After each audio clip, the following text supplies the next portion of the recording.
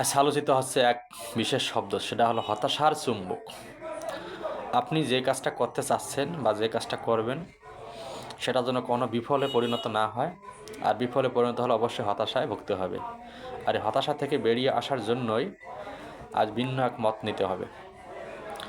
আপনি যে কাজটি করবেন আগে ভেবে দেখবেন সেই কাজে পূর্বের কোনো ব্যক্তি বিফল হয়েছিল কি না। যদি তিনি সেখান থেকে সফলতা অর্জন করতে না পারেন, তাহলে তার যে পথ, যে কৌশল, যে সিচুয়েশন তিনি যে অর্জন করেছেন, আপনার সেটা পরিত্যাগ করতে হবে।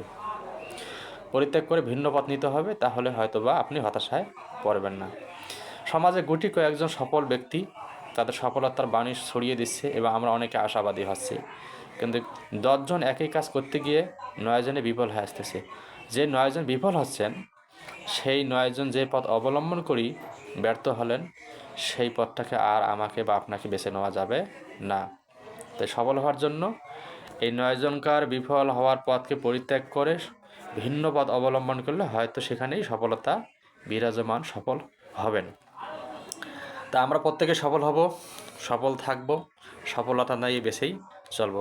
আর এই হতাশার চুম্বকে আমরা আর আকৃষ্ট হব না।